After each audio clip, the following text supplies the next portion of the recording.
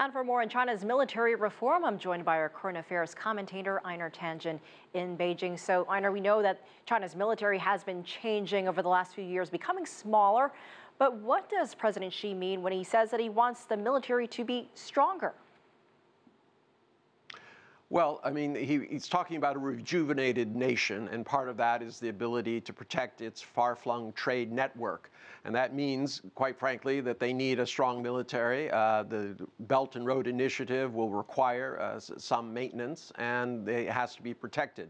You know, when you start looking at China, you have to separate from regional from international issues and how they will impact as things develop. A world-class fighting force within 3 decades, that's one of the targets.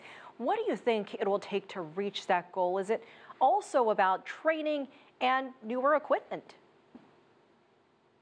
Well, both have been targeted. The move from 4 to 15 departments, the cutting down of the commission from 11 to 7, this is all part of the streamlining. He's not talking about a larger army. In fact, he wants a much more focused army. Now, remember, when you think about the Chinese army, don't think about it the same way you would think of the American military force.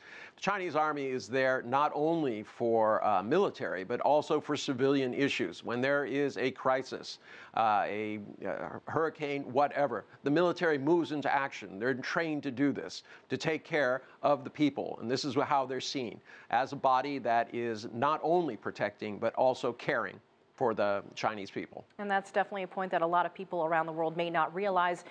We know that the Chinese military has already been working with other countries like the United States, taking part in joint exercises around the world. How does China plan to deepen ties with other foreign militaries? And also, is it a part about, learning from one another? Well, yes. I mean, a lot of concentration, of course, is on the U.S. relationship as the leading military power, and with potential flashpoints, especially in the South China Seas and other places. There are irritants such as THAAD.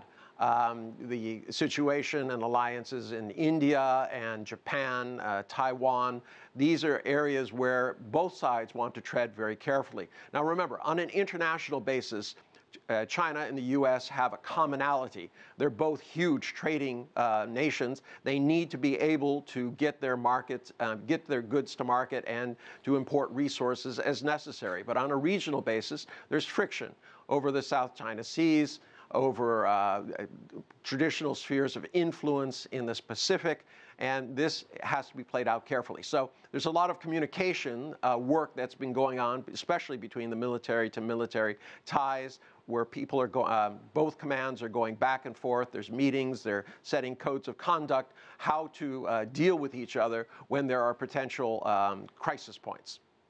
And, Einar, as we heard in the previous story, China has the world's biggest military when you look at the number of people within it. Do you think in the next few years, decades, will it end up having the biggest budget to become the best?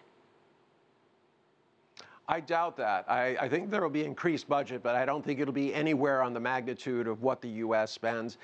China is still trying. It is not similar to the U.S. I mean, there's a lot of economic power there, but they still have a long way to go to catch up on a parity basis economically. So they cannot afford to just splash out money randomly. What Xi is saying is that, look, we should prepare for what is necessary, not to be the world's policeman, but to protect Chinese interests, as I said, civilian and military, as they develop.